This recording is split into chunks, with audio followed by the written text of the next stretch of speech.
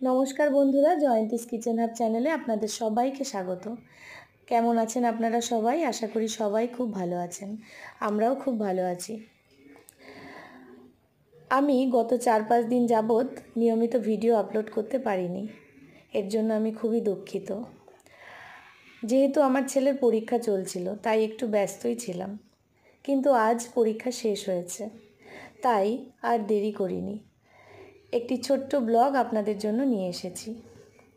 আজ আমি আমার ছেলেকে নিয়ে চলে গিয়েছিলাম আমার বাবার বাড়িতে।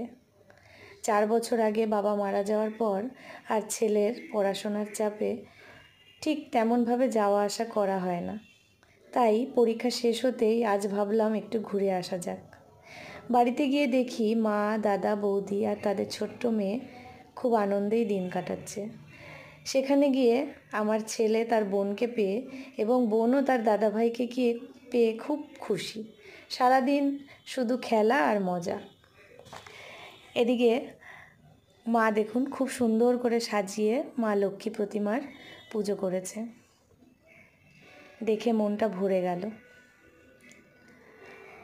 আমার ছেলের আর তার বোনের একটি ছবি। এখানে দেখুন 2 ভাই বোন মিলে দুষ্টুমি করতে করতে পড়াশোনা করছে। ওদের এই মিষ্টি মধুর সম্পর্ক দেখতে ভীষণই ভালো লাগে।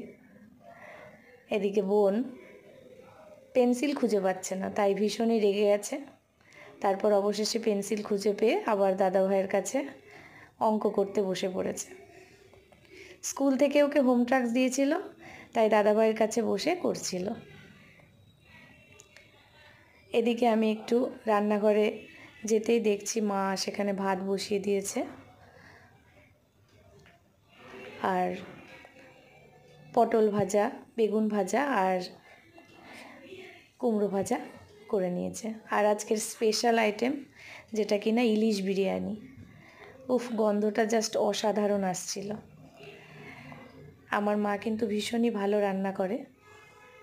ইলিশ মাছের পিসগুলো পুরো একদম ডিমে ঠাসা ছিল। বিরিয়ানিটা কিন্তু দারুণ ছিল খেতে, অসাধারণ হয়েছিল।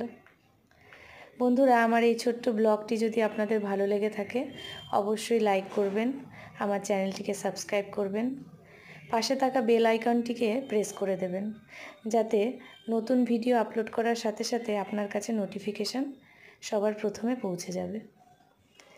আজ এই পর্যন্তই। ধন্যবাদ।